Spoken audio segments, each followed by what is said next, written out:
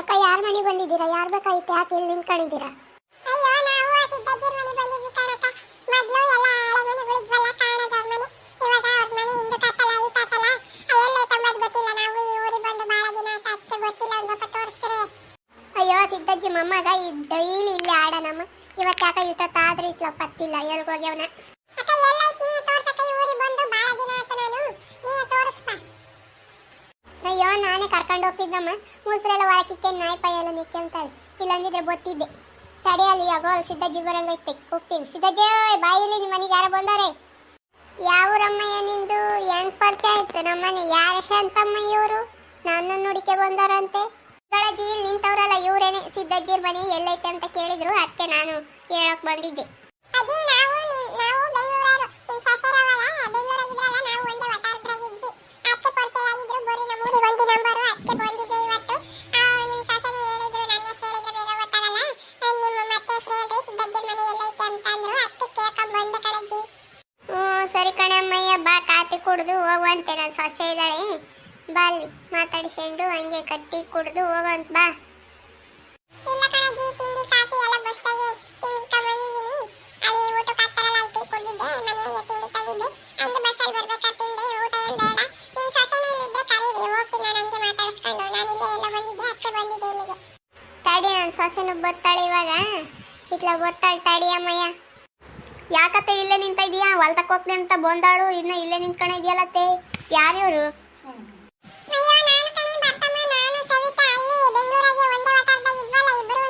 ನೀನ್ ಬಾ ಅಂತ ಹೇಳಿದ್ದಲ್ಲ, ಅತ್ತೆ ಇಲ್ಲೇ ಎಲ್ಲ ಪತ್ತೆ ಊರಾಗೆ ಏನೊಂದು ಸ್ವಲ್ಪ ಕೆಲಸ ಇತ್ತು, ಅತ್ತೆ ಹಂಗೆ ಮುಗಿಸ್ಕೊಂಡು ಹೇಳಿದ್ದಲ್ಲ, ಅತ್ತೆ ಬಂದೆ. ನಿಮ್ಮ ಅಜ್ಜಿ ಹೆಸರು ಹೇಳ್ಕೊಂಡು ಇವತ್ತಯ್ಯ ನಿಮ್ಮ ಅತ್ತೆ ಹೋಗ್ತಿತ್ತ ಕೂಗಿ ಕಾಯಿತು. ಅಯ್ಯೋ ನೀನೆ ಗೊತ್ತೇ ಆಗಲಿಲ್ಲ ನನಗೆ. ಬೆಂಗಳೂರಾಗಿದ್ದಾಗ ತೆಳ್ಳಗಿದ್ದೆ, ಇವಾಗ ನೋಡಿ ದಪ್ಪಾಗಿದೆಯಲ್ವೇ? ಅಯ್ಯೋ ನೀನು ಬೆಂಗಳೂರಾಗಿದ್ದಾಗೆ ದಪ್ಪಿದ್ದಮ್ಮ, ಇಲ್ಲಿಗೆ ಬಂದು ಯಾಕ ಸಾಯಂಕಾಲ ಬಿಟ್ಟೆ. ಬಾ ಬೆಂಗಳೂರಿಗೆ ಬರಲ್ವೇ ನೀವು ತಿರ್ಗಾ ಬೆಂಗಳೂರಿಗೆ? ಅಯ್ಯೋ ಬರ್ಬೇಕಮ್ಮ, ನಮ್ಮ ಹುಡುಗನ ನಮ್ಮ ಅತ್ತೆ ತೆಗ್ಬಿಟ್ಟು ಬರಬೇಕು. ಅದೊಂದು ಸ್ವಲ್ಪ ತರಲೆ ಅಕ್ಕಿ. ಇವಾಗ 6ನೇ ಕ್ಲಾಸಿಗೆ ಮೂರರ್ಜಿ ಬರ್ಸಿದ್ದೀವಿ. ಏನೋ ಹಾಸ್ಟೆಲ್ ಸೀಟ್ ಸಿಕ್ಕಿರೋ ಹೋಗ್ತಾನೆ, ಇಲ್ಲಾಂದರೆ ಇಲ್ಲೆಲ್ಲ ಮತ್ತೆ ತೆಗ್ಬಿಟ್ಟು ಬರ್ತೀವಿ ನಾವು ಬೆಂಗಳೂರಿಗೆ. ಬರ್ರಿ ಅಮ್ಮ ಇರ. ಇನ್ನೇನು ಮಾಡ್ತಿರಲ್ಲ, ಬೆಂಗಳೂರಿಗೆ ಬಂದರೆ ಇನ್ನು ಬೆಂಗಳೂರಾಗ ದುಡ್ಕೊಂಡು ತಿನ್ಬೋದಮ್ಮ. ಇಲ್ಲೇನು ಇಲ್ಲ ಆತಿಲ್ಲ, ಬಿಸ್ಲಾಗ್ ಮಾಡಬೇಕು. ಬಾ ಅಲ್ಲಿಗೆ ಹೋಗೋಣ. ಮೊದಲು ಬಂದಿದ್ರಲ್ಲ, ಅವಾಗ ಒಂದು ಸ್ವಲ್ಪ ದಿನ ಇದ್ದು ಬರ್ಬೋದಾಯ್ತಮ್ಮ. ನೀವು ಯಾಕೆ ಸುಮ್ಮನಾದ್ರಿ? ಎಲ್ಲ ಸಾಮಾನೆಲ್ಲ ಹಾಕೋ ಬಂದ್ರಿ. ಅಲ್ಲ ಕಣೆ ಅಮ್ಮಯ್ಯ, ಇಲ್ಲಿ ಹೊಲ್ತಾಗೆ ಯಾತು ಫಸಲು ಬೆಳೆಯೋದು ಬೇಡನೆ, ಬೆಂಗಳೂರಿಗೆ ಬಾ ಅಂತೀಯ. ಬೆಂಗಳೂರಿಗೆ ಬಂದರೆ ಇಲ್ಲಿ ಫಸಲು ಬೆಳೆಯೋದು ಬೇಡ ಊರಾಗೆ. ಅಯ್ಯೋ ನಿಮ್ಮದೇ ಒಳಗೆ ಅತ್ತೆ ಅಯ್ಯಮ್ಮ.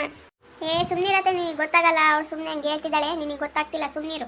ನಾವು ಇದ್ದಿದ್ದ ಮನೆಯಾಗೆ ಯಾರಾದರೂ ಬಾಡಿಗೆ ಇದ್ದಾರೆ, ನನಗೆ ಖಾಲಿ ಆಯ್ತಾ?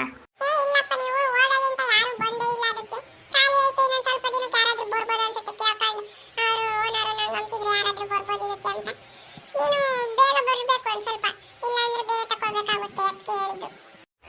ಬೋತಾಳೆ ಹೇಳಿ ಅಮ್ಮಯ್ಯ, ಬೋತಾಳೆ ಹೇಳು. ಇಲ್ಲಿ ಹೊಲ್ತಾಗಳದ್ದು ಎಲ್ಲ ಕೆಲಸ ಮುಗಿದ್ಮೇಲೆ ಬೋತಾಳೆ ಅವಳು. ಎಲ್ಗೋಗ್ತಾಳೆ ಅವಳು?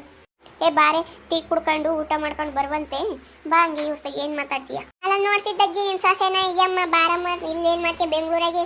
ಅಲ್ಲಿ ಬೆಂಗಳೂರಾಗಾದ್ರೆ ದುಡ್ಕೊಂಡು ತಿನ್ಬೋದು ಅಂತಾಳೆ ಅಯ್ಯಮ್ಮ ಹೇಳತ್ತ. ಅಯ್ಯೋ ಅವ್ರದ್ದೇನು ಹೇಳ್ತೇಳು ಅಯ್ಯಮ್ಮ. ಒಂದೇಟ್ಗೆ ಹೋಗೋದು ಕಳ್ಸರ್ಬೇಕಲ್ಲ, ನಾವು ಕಳ್ಸಲ್ಲ. ನಾವು ಸುಮ್ಮನೆ ಅಂದೆ ನಾನು. ಅವಳು ಹೋಗೋದಿನ ಡೌಟೇ ಹೇಳು ನನ್ನ ಸೊಸೆನು. ಹೋಗು ಮಂತಕ್ಕೆ ಹೋದ್ರು ಇವಾಗ, ಹೋಗು. ನೋಡಿದ್ರಲ್ಲ ವೀಕ್ಷಕರೇ, ಈ ಕಾಲದ ಜನ ಬಿಸಿಲಾಗ ಮಾಡೋಕ್ಕಾಗಲ್ಲ, ನೆಳ್ಳಾಗಿರ್ಬೇಕು ಅಂತಾರೆ. ಏನು ಹುಟ್ಟಿಲ್ಲೂ ಬಿಸಿಲೇ ನೋಡಿಲ್ಲ ನಮ್ಮಂಗೆ ಆಡ್ತಾರೆ, ನೆಳ್ಳಗೆ ಇದ್ರೆ ನಮ್ಮಂಗೆ ಆಡ್ತಾರೆ. ಅಯ್ಯೋ ಈಗಿನ ಜನ ಅಂತೂ ಬೋಲ್ ಕಲ್ತ್ಬಿಟ್ಟವ್ರೆ.